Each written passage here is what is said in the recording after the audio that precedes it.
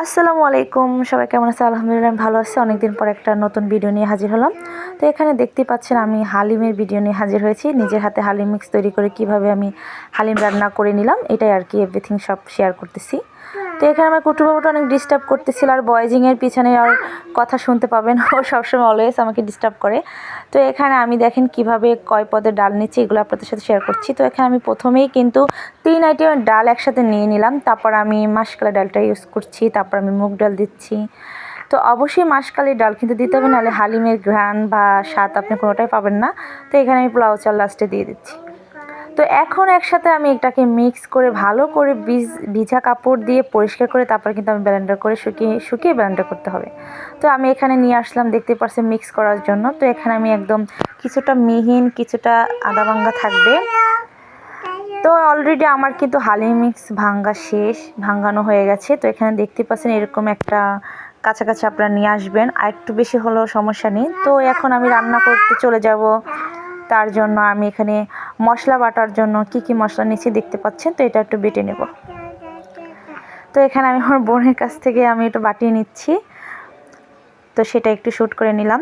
তো এখন কিন্তু আমি অলরেডি ফাইনালি আমি রান্না করতে চলে আসছি। তো এখানে আমি একটু শক্ত মুরগির চামড়া এবং মুরগির মাংসটা নিয়েছি, ছোট ছোট করে কেটে নিয়েছি। এখন আমি এখানে অয়েলটা দিয়ে দেব। তো অল্প একটু দিলাম প্রথমে, কারণ লাস্টে আমার 2টা আইটেমের আমি বাগার ইউজ করব, তো সেখানে আমার অনেকটা তেল যাবে। তো আমি পেঁয়াজটা দিয়ে একটু হালকা ভেজে নিয়ে তারপর আমি এখানে টমেটো কাটা দিয়ে দিয়েছিলাম।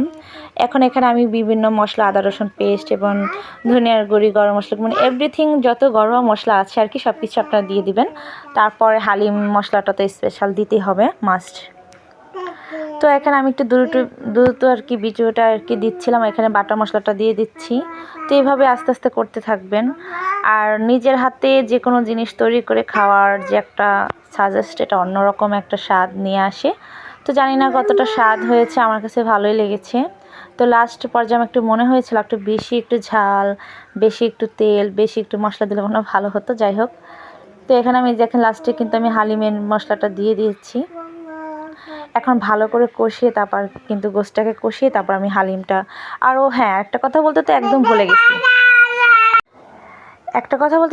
গেছি, সেটা হচ্ছে আপনাকে অবশ্যই হালিম মিক্সটাকে ভাঙানোর পরে উষ্ণ গরম পানি দিয়ে একদম আধা ঘন্টা ভিজিয়ে রাখতে হবে। তো আমি কিন্তু সেটা অলরেডি করে রেখেছি। এখন আপনারা দেখতে পাবেন আমার অলরেডি মাংসটা কষানো হয়ে গেছে। এখন আমি যে দেখেন হালিম মিক্সটাকে আমি ভিজিয়ে রাখছিলাম, তো অলরেডি ওটা ফুলে গেছে। তো এখন আমি এটাকে কষিয়ে কিন্তু আমি গরম পানিটা দিয়ে দেবো, ফুটন্ত গরম পানি দিয়ে দেবো। আর অনবরত নাড়তে হবে। তো এভাবেই কিন্তু অল্প উপকরণ দিয়ে কিন্তু ঘরে একটা ব্লেন্ডার থাকলে কিন্তু যখন ইচ্ছে তখন আপনি হালিম খেতে পারবেন। আর বাজার চেয়ে নিজে স্বাস্থ্যকর খাবার, সেটা বোঝা যাচ্ছে। তো আমি জানি না আমি কতটুকু সুন্দর ভিডিও করতে পারি, জানি না। আর এখানে আমি একদম বিকেল সন্ধ্যা হয়ে গেছিলো। আমি এখানে দেখেন আবহাওয়াটা দেখে দিচ্ছি। এর জন্য আমার ক্যামেরার আসলে মোবাইল দিয়ে ভিডিও করলে যা হয় আর কি, যতটা দেখতে আর কি ফাইনাল লুকটা ছিল অতটা আমার ক্যামেরাতে আসেনি, অতটা ঘাড়ক আসেনি, একটু হালকা এসেছে। তো এখানে আমি কিন্তু রান্না করে নিচ্ছি, অলরেডি আমার রান্না হয়ে গেছে। এখন কিন্তু আমি প্রথমে জিরা ফোড়ন, তারপরে আপনার রসুন ফোড়ন, তারপরে ঘি, এগুলো দিয়ে কিন্তু আমি উঠানোর আগে এগুলো দিয়ে নেব। তো এখানে দেখতে পাচ্ছেন আমি প্রথমে জিরার ফোড়ন দিয়ে দিয়েছি, তারপর কিন্তু আমি পেঁয়াজ রসুনের ফোড়ন দিয়ে দিচ্ছি, তারপর একটু ঘি দিয়ে দিচ্ছিলাম। তো অলমোস্ট আমার রান্নাটা একদম কমপ্লিট। এখন আমি আপনাদেরকে সালাদ, টক এগুলো বানিয়ে রেখেছি, এগুলো দিয়ে সাজিয়ে একটু খেয়ে দেখাবো। তো এখানে আমি কিন্তু একটু এই যে আমি নিয়ে নিচ্ছি সেটাই দেখাচ্ছি। তো আমি একসাথে সালাডটা মিক্স করে রেখেছিলাম, তারপর টকটা মাশাআল্লাহ অনেক মজা হয়েছিল।